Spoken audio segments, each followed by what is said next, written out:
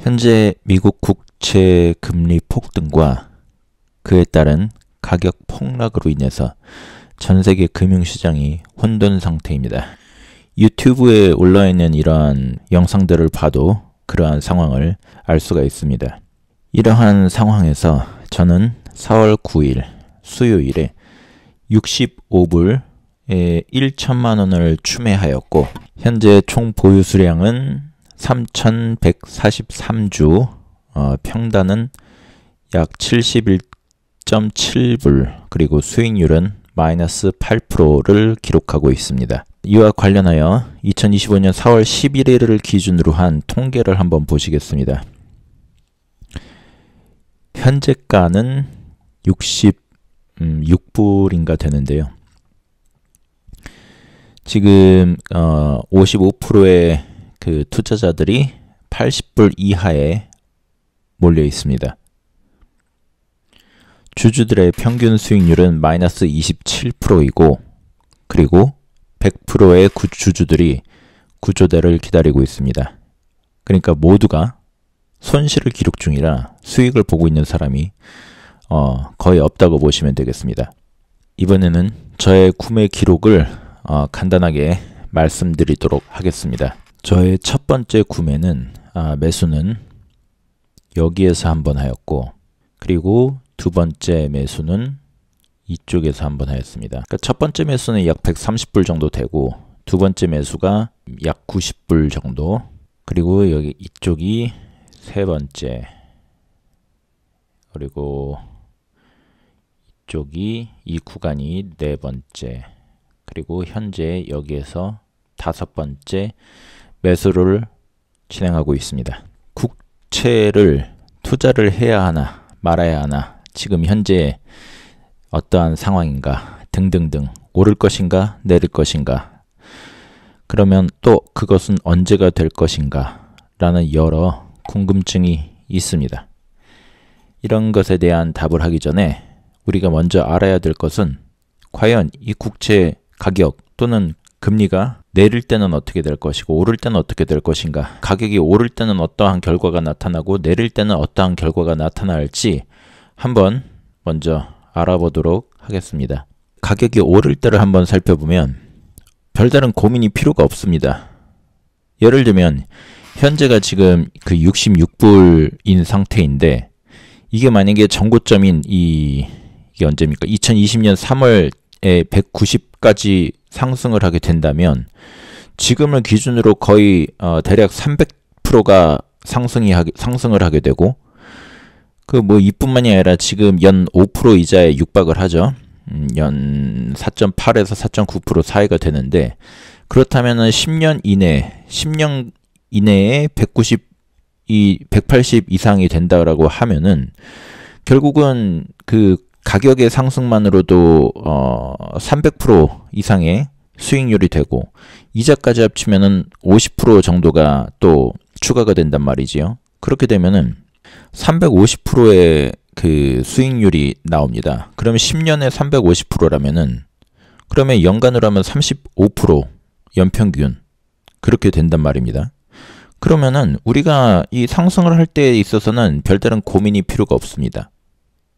그러면 이제 우리의 또 다른 고민인 하락을 할 때 어떻게 될 것인가, 이 국채 가격이 하락을 할 때 어떻게 될 것인가에 대해서 한번 알아보도록 하겠습니다.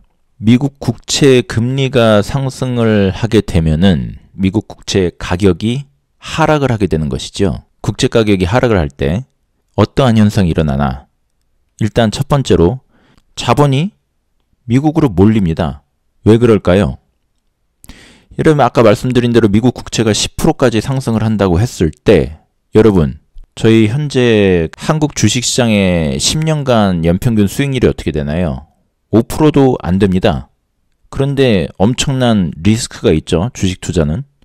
그러면 10%의 안정적인, 제일 안정적인 자산 중에 하나지요. 그러면 이 안정적이라는 거는 보장된 수익이 있다라는 것입니다. 주식은 보장된 수익이 없지요. 말 그대로 상장 폐지도 가능합니다. 그런데 미국 국채는 상장 폐지를 안 합니다. 물론 미국은 미국도 망할 수 있는 거 아니냐? 미국도 망할 수 있다라는 그 사실은 말 그대로 전 세계가 다 망합니다. 또는 그 확률 자체가 말 그대로 외계인이 우리나라를 침략할 거니까, 지구를 침략할 거니까 그것에 대비해야 된다. 지나가는 혜성이 우리나라 지구를 박살낼 것을 더 걱정해야 됩니다. 이런 식으로 전혀 논리와 그 고려의 가치가 없는 그러한 가능성을 우리가 얘기하게 되는 겁니다. 어쨌든 미국 국채 금리가 상승을 하게 되면 자본이 미국으로 몰립니다. 왜냐면 가장 안전한 자산이기 때문이다. 제가 말씀드린 안전한 자산이라는 것은 가격이 떨어지지 않는다라는 것이 아닙니다. 가격이 떨어지더라도 보장된 수익이 있다라는 것입니다. 그 보장된 수익이 연 10%를 보장한다라는 것이지요. 좀 더 정확히 얘기하면은 내가 샀었던 그 구매 당시의 이자 수익이 보장된다라는 것입니다. 예를 들면 제가 66불인데 지금 1,400만 원 정도를 받지 않습니까? 그러면 이게 가격이 아무리 내려가더라도 내가 1,400만 원을 받는 것은 이게 30이 됐든 뭐 20이 됐든 간에 항상 1,400만 원을 받게 된다라는 것입니다. 그리고 두 번째, 미국의 달러가 강세가 되겠지요. 말 그대로 국채를 사려면은 달러로 사야 됩니다. 그러면은 어떻게 되겠습니까? 그 여러 기타 통화들을 다 달러로 바꿔야 되니까 여전히 또 우리나라 환율이라든가 이런 것들이 큰 변동이 올 겁니다. 지금 보시고 계시는 거는 기준금리 변동에 대한 것인데요. 사실 이거는 국채금리랑도 아주 밀접하게 연관되기 때문에 뭐 100% 연동은 아니지만 그것에 대해서 어떠한 영향력 자체를 보시는 데는 참고할 수 있습니다. 말 그대로 지금 우리나라 기준금리는 올리지를 못하고 있고 전 세계도 마찬가지인데 미국의 기준금리를 4%대에서 10%대로 올리는 그러한 효과가 나오는 겁니다. 왜 이것이 중요하냐면 우리가 기준금리 이번에 나 기준금리 5%함 7%함 예를 들면 기준금리는 그대로 5%라고 합니다. 그런데 국채금리가 10%가 된단 말이죠. 그러면 기준금리의 영향이 클까요? 국채금리의 영향이 클까요? 물론 이렇게 차이가 날 수가 없지만 이해를 돕기 위해서 말씀드리는 겁니다. 기준금리가 결정이 되면은 그것에 따라 모든 금리들이 다 영향을 받습니다. 직접적인 영향을. 그런데 말 그대로 기준금리와 그 국채금리의 차이가 커진다면 결과적으로는 직접적인 영향을 주게 되는 것은 결국은 국채금리가 영향을 주게 된다라는 것이지요. 왜냐면은 기준금리가 우리가 실질적으로 매매하는데 영향을 주는 게 아니라 우리가 매수하고 매매하는 거는 국채금리가 될 테니까요. 우리가 지금 보면은 지금 금리 격차가 1.75%입니다. 1.75%인 상태에서 우리가 지금 그 환율이 보시면 환율이 지금 1421을 기록하고 있고 1400대를 기록하기 시작한 게 거의 1년이 넘어가고 있는 걸로 알고 있습니다. 이렇게 봤을 때 여기에는 여러 가지 요소가 있겠지만 그 중에 가장 큰 요인 중에 하나가 미국과의 금리 격차에서 오는 겁니다. 지금 미국과의 금리 격차가 보시는 대로 1.75%인데 우리는 지금 국채금리도 2%대란 말이죠. 기준금리도 2%대고. 근데 미국 기준금리가 4%인데 그 국채금리만 10% 갈 리는 없겠지만 설령 그렇게 된다고 하여도 마찬가지로 그러면 이 금리 격차가 실질적인 금리 격차는 거의 8%? 7, 8%가 나게 되는 겁니다. 그럼 지금 금리 격차가 1.75%인데도 지금 이러한 상황이 벌어지고 있는데 만약에 그 금리 격차가 더 7%, 5%, 6%, 7%까지 벌어지게 되면 어떻게 될까요? 여러분은 어떻게 하실 겁니까? 아마 그 일반적인 투자자분들이 국채를 투자하고 계시는 분들이 그렇게 많지는 않을 것입니다만 이 전체 금융시장에서 국채시장은 가장 큰 비중을 차지하고 있습니다. 지금 보고 계시는 것이 그 전 세계 시장 비교인데요. 첫 번째 게 그 파란색이 133조 달러로 그 국채시장의 비중이고 주식시장 전 세계 주식시장이 123조 달러로 전 세계 시장의 주식시장 비중입니다. 그러하니 보시면은 지금 예를 들면은 우리가 일반적으로 여러 종류의 자산들이 있습니다. 그럼 그 여러 종류의 자산들은 각각의 특징들이 있죠. 그럼 기본적으로 주식시장에는 그 위험은 높지만 말 그대로 그에 따른 그 수익률도 높은 거를 기대하고서 하는 것입니다. 그런데 그럼에도 불구하고 지금 이렇게 균형이 거의 엇비슷하게 맞춰져 있지만 국채시장이 더 큰데도 불구하고 기존의 주식시장이 국채시장 대비하여 갖고 있었던 그 장점인 높은 수익률인 것보다도 더 높은 수익률을 이 국채시장이 가져다 준다라고 한다면 이 주식시장에서 높은 수익률을 바라고 온 사람들이 더 높은 수익률을 주는 국채시장으로 빠지게 되겠죠. 위험률도 더 적으니까요. 세 번째로는 신흥국에 자금이 유출됩니다. 예를 들면 우리나라 등에서 자금 등이 유출되는 것과 마찬가지죠. 이 자금의 유출은 실질적으로 돈이 빠져나가는 것, 그리고 그 외로 환율의 변동폭이 발생하는 것이 되겠습니다. 그리고 뭐 이거는 살펴본 대로 원화가치 하락이 되고 있는 것도 이미 한번 보셨고, 환율 상승하고 수입물가 상승하고 물가도 마찬가지로 올라가겠죠. 그럼 이제 그러면 우리가 이러한 격차를 줄이기 위해서 금리를 인상하면 되지 않냐 라는 생각이 들 수 있습니다. 그럼 우리가 금리를 인상하게 되면은 어떠한 현상이 벌어지는지 한번 봐야 될 것 같습니다.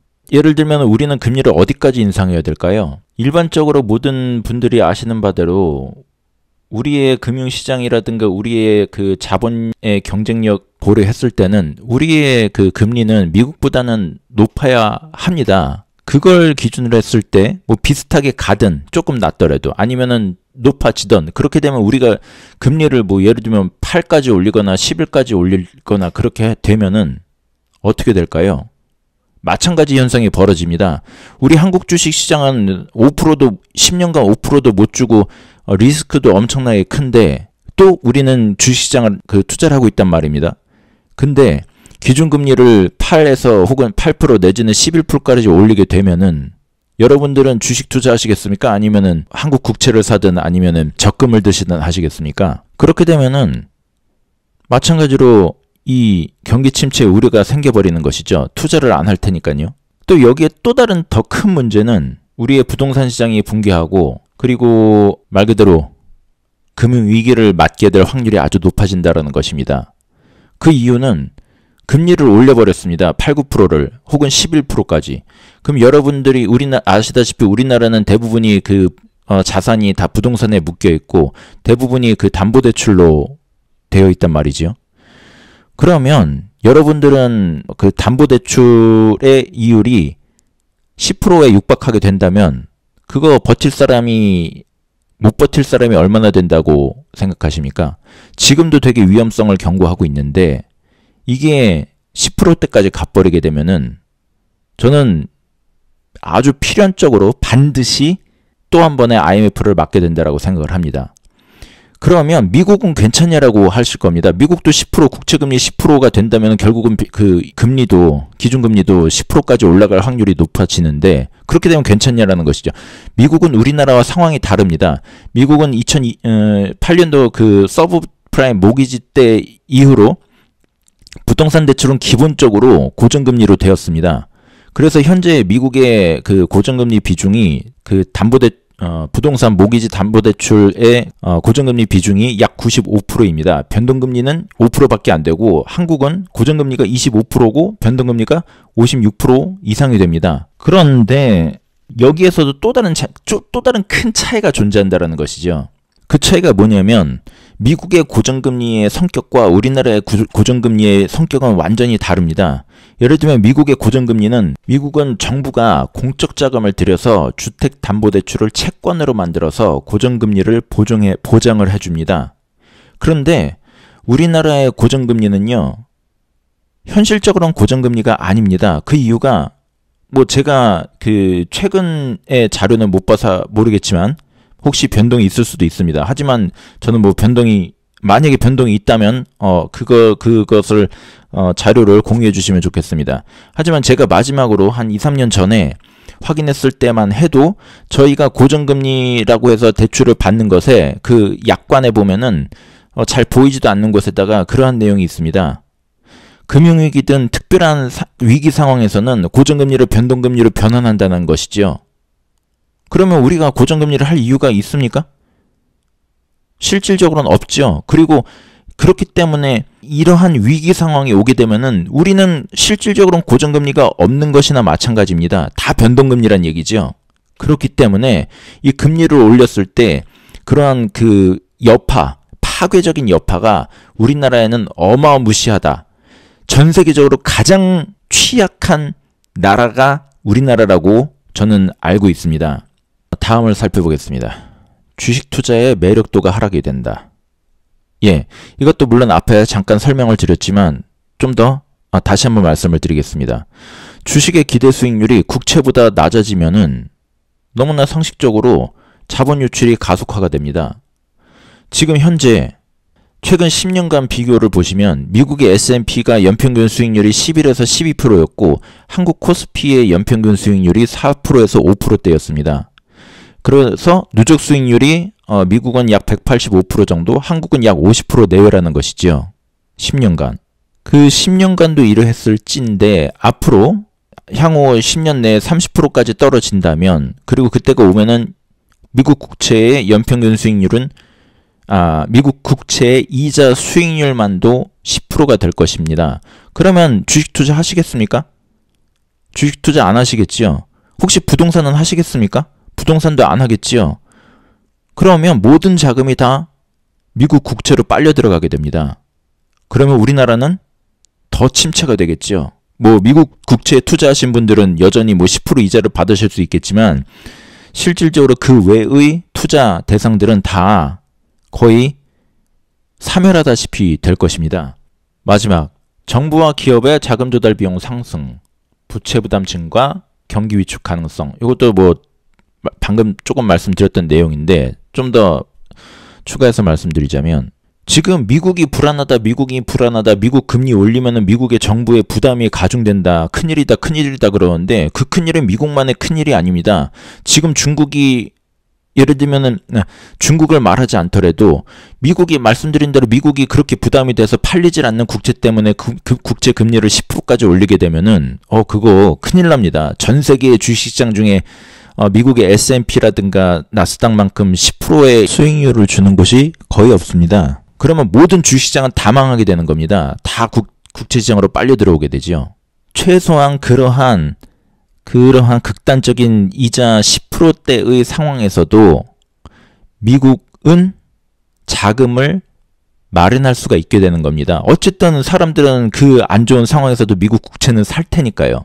하지만 다른 나라의 주식시장과 다른 나라의 국채들은 다 팔릴 길이 없어지겠죠. 그러지 않을 수도 있지 않는 거 아니냐? 예, 그러지 않을 수도 있습니다. 이 그러지 않을 수도 있다라는 이 확률도 존재를 하지요. 그 존재의 확률이란 뭐냐면 300년 동안 전교 1등을 하고 있는 학생이 300년 동안 반에서 10등 혹은 반에서 꼴등을 하고 있는 애보다 공부를 못하게 될 수 있다, 성적이 안 좋게 될 수 있다라는 요 확률이 될 것입니다. 그리고 중국이나 한국 등 다른 나라가 미국을 뛰어넘는 나라가 될 것이다라는 이러한 확률의 문제가 된다라는 것이지요. 또 하나, 만약에 뭐 지금 보기에는 지금 상태에서 중국이 가장 큰 강력한 경쟁 상대 아니겠습니까? 그러면 만약에 중국이 실질적으로 미국을 뛰어넘었다라고 하면은 어떻게 될까요? 그러면 우리는 좀 나아질까요? 그때가 되면은 더 파괴적이 될 겁니다. 미국이 이렇게 지금 뭔가 막무가내로 무언가를 하는 것으로 보이는 분들도 있을 텐데, 물론 어느 면에서는 저도 동의를 합니다만, 중국이 미국의 자리를 대체하게 되면은 과연 어떨까요? 더 할까요? 덜 할까요? 저는 몇 배는 더 하게 될 것이라고 생각을 합니다. 몇 배는 더 하게 될 것이다. 그리고 단순히 이런 정책적인 막무가내뿐만 아니라 실질적으로 아주 무시무시한 상황이 닥칠 것입니다. 최소한 미국은 전 세계적으로 몇몇 가지의 어떠한 국가별로의 경쟁력은 어느 정도는 마련을 해줍니다. 그런데 중국이 1등이 되면은 중국이 다른 나라들을 미국보다 더 고려를 해줄까요?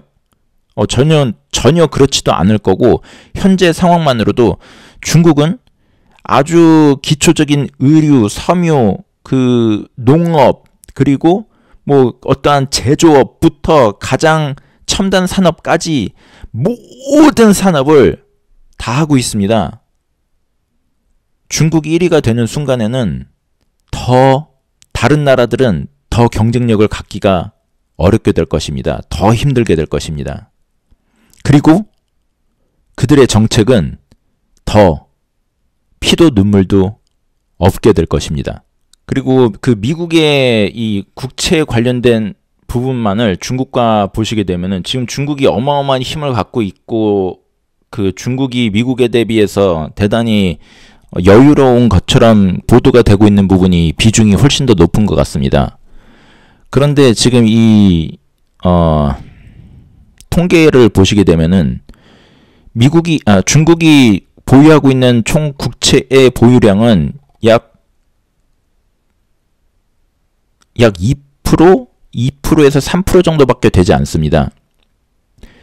그리고 설령 이 2, 3%도 영향력을 줄 수 있다고 한들, 지금 중국은 그렇게 해서 팔게 되면 이득만 있을까요? 과연? 가장 본인들이 이 앞서에서 그 국채에서의 수익률은 모두 다 포기하고, 이 가장 안 좋은 현재 10년, 15년, 20년간의 가장 안 좋은 현재의 가격인 이 현재 상태에서 그들이 국채를 팔기 시작한다? 그럼 계속 떨어질 겁니다. 아마 그들의 국채 보유량 중에 절반을 팔게 되면은 그때가 이미 30일 겁니다. 못해도. 그럼 30이면 계속 팔겠죠? 결국은 중국 자체도 어마무시한 리스크를 감당해야 된다라는 것이죠. 그러면은 그러한 리스크를 감당하는 것과, 그리고 미국이 그 전체 보유량 중에 2, 3%에 대해서 중국 국채가 팔리는 것에 대해서 감당해야 될 그 리스크가 어떻게 될까요? 저는 뭐 정답은 잘 모르겠습니다만, 그렇게까지 중국이 무언가 대단한 무기를 쥐고 있는데 본인들은 피해가 없을까? 저는 전혀 그렇지 않다라고 봅니다. 중국 자체도 피해가 대단히 크다라고 생각을 하고, 그리고 이뿐만이 아니라 지금 미국은 지금 이 사태가 벌어지기 전까지는 그래도 가장 안정적인 발전을 보여주고 있는 나라였습니다. 전 세계가 환율로 요동치고 등등등 여러 가지로 요동치고 있는 상황에서도 가장 나은 그 상태를 유지하고 있었단 말이죠. 근데 중국은 그렇지 않습니다. 우리가 중국 내부의 소식을 아는 방법은 뭐 극히 국한되어 있지만, 저 같은 경우는 저는 중국 내부의 사정, 중국의 일반 사람들의 사정은, 저는 그 내부 사정을 그 누구보다도 잘 압니다. 그럴 수밖에 없습니다. 그 이유가 제 와이프, 제가 지금 채널 프로필 사진을 제 와이프로 바꿨습니다. 원래는 제가 까만색이었죠. 근데 구독자분께서 이렇게 되면은 자신이 구독 채널을 관리하는데 불편함이 있다 그래서 그냥 파란색으로 바꿨는데, 그것도 어렵다고 하셔서 그러면 하는 김에 또 제 와이프 사진으로 바꿨습니다. 제 와이프가 중국 사천 사람입니다. 중국인이죠. 제가 이 몇 년 동안에 중국의 내부 사정에 대해서 들은 것들이 엄청 많습니다. 예를 들면은 중국 내부에는 뭐 기존에도 외화 유출 같은 거는 상당히 강제적인 어떤 그런 조치를 취하고 있었지만, 지금은 일반 국민들이 은행에 가서 자기 돈 몇백만 원 인출하는 것조차도 그것도 허가를 받아야 됩니다. 허가 안 해주면 못 받습니다. 그거 규제가 마음대로 자기 돈도 인출을 못하고 있는 상황이 현재 중국 상황입니다. 그러한 상황에서 서로가 더 이렇게 악화이로로 간다? 저는 지금 이렇게 뉴스에서 한국에서 한국 뉴스라든가 미국에서 미국인들의 변화에 대해서 뉴스를 보도하는 그 내용들이 과연 중국의 현재 내부의 그러한 내용들에 비해서 더 열악한가? 저는 그렇게 생각하지 않습니다. 여러분 생각을 해보십시오.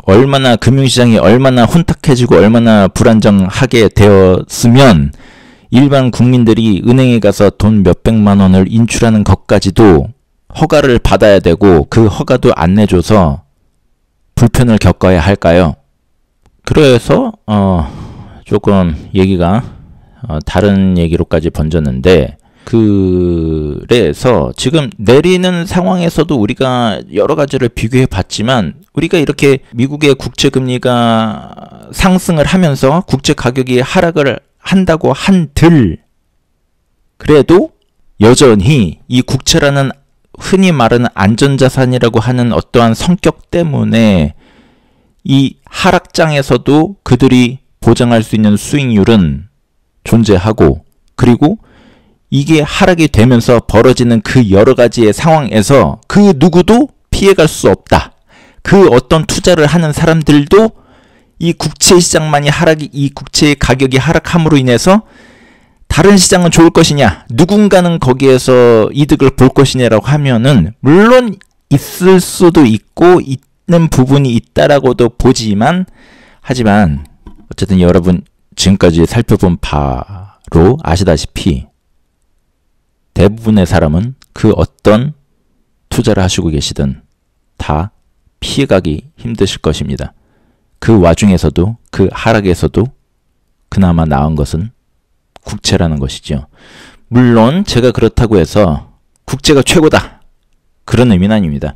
이번 기회를 통해서 이 국채가 가지는 어떠한 장단점과 국채가 갖고 있는 특징에 대해서 여러분과 공유한 것이고요. 저는 모든 자산이 최소한 인류 역사상 수백 년, 수천 년간 우상향을 해왔던 자산들, 뭐 황금, 그리고 뭐 이런 국채, 그리고 주식 등등등 이러한 인류 역사와 같이 우상향을 해왔던 자산들은 다 나름의 의미가 있다라고 생각을 합니다.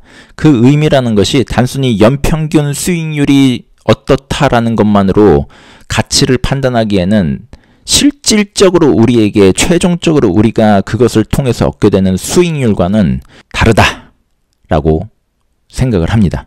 그 가치가 그렇게 단순하게 연평균 수익률로 나타낼 수 있는 가치가 되지는 않는다라고 생각을 합니다. 물론 부동산도 마찬가지고요. 그리고 제가 지금 계속 하락 중인 이러한 국채를 계속 보유하고 계속 추가 매수를 하고 있는 가장 큰 이유는, 위에 이러한 이유들도 있지만 가장 중요한 이유는, 저는 그 이상으로 하락한다고 해도 뭐 30을 가든 20을 가든 한다고 하여도 저는 그때가 돼도 결국은 여기에서 가장 최하층에 있을 수 있습니다. 그리고 그것이 저의 경쟁력이고 저의 투자 노하우라고 생각을 합니다. 그리고 이러한 노하우의 강점이 수익률 자체도 평균 이상을 유지할 수 있게 해주었다고 생각을 합니다. 앞으로는 그렇지 못할 수도 있죠. 투자 시장의 앞날을 누가 확신하겠습니까? 그리고 저는 그러한 확신이 부정적인 영향을 준다라고 생각을 합니다. 단지 저는 5년간 앞서 제가 앞서의 그 유튜브 영상들을 보시면 아시겠지만 제가 5, 6년간의 기록을 다 해놨습니다. 그리고 이러한 투자 방향과 이런 것을 계속 일관적으로 실현해 왔고요. 만약에 반론이 있으시다면 그것을 실현해 오셨던 과거 기록을 제시해 주시고, 그리고 향후 또 기록을 비교해 나가다면은 큰 설득력이 있을 것이라고 봅니다. 그리고 머릿속으로는 누구든지 워렌 버핏이지 않겠습니까? 모든 사람들이 이득을 볼 것이고 그렇다라고 생각해서 투자의 시장에 들어오죠. 근데 특히나 주식시장에서는 현실적으로 95%는 그러한 생각이 틀렸음을 알게 되는 것 아니겠습니까? 그렇기 때문에 가장 중요한 것은 일관된 실적과 투자 성과라고 생각을 합니다. 그래서 우리가 이러한 투자에 있어서 어떤 그 건설적인 대화를 하기 위해서는 단순히 우리가 머리로 생각해서 이론적으로 얘기하는 것으로는 의미가 없다라고 생각합니다. 만약에 그렇게 얘기할 것 같으면은 우리가 워렌 버핏의 말을 듣는 것보다는 노벨 경제학자라든가 그런 사람들의 말을 듣는 게 훨씬 더 설득력이 있을 것입니다. 그런데도 불구하고 우리가 워렌 버핏의 말을 가장 의미 있게 듣는 이유가 무엇일까요? 그것은 바로 그가 일관된 실적과 투자 성과로 증명을 해왔기 때문이라고 생각을 합니다. 다시 한번 말씀드리지만 저는 이 국채가 다른 어떤 자산, 투자 자산, 투자 종류에 비해서 최고라고 생각해서 말씀드리는 건 아닙니다. 저는 현재도 금현물, 국채, 그리고 주식 모두 다 보유를 하고 있고요. 단지 이번에는 국채의 장단점과 특징에 대해서 말씀드렸다고 생각해 주시면 되겠습니다. 또한 저는 예측을 하지 않습니다. 미래에 대해서 어떤 일이 벌어질 것인가 라든가 미래의 가격이 어떻게 될 것인가 라든가 그러한 예측은 하지 않습니다. 단지 항상 대응만을 할 뿐입니다. 어떠한 상황이 일어나든지 간에 말씀드린 대로 외계인이 침략해서 지구가 정복당하거나 그러한 상황이 벌어지지 않는 이상은 충분한 대응이 가능하다고 생각합니다.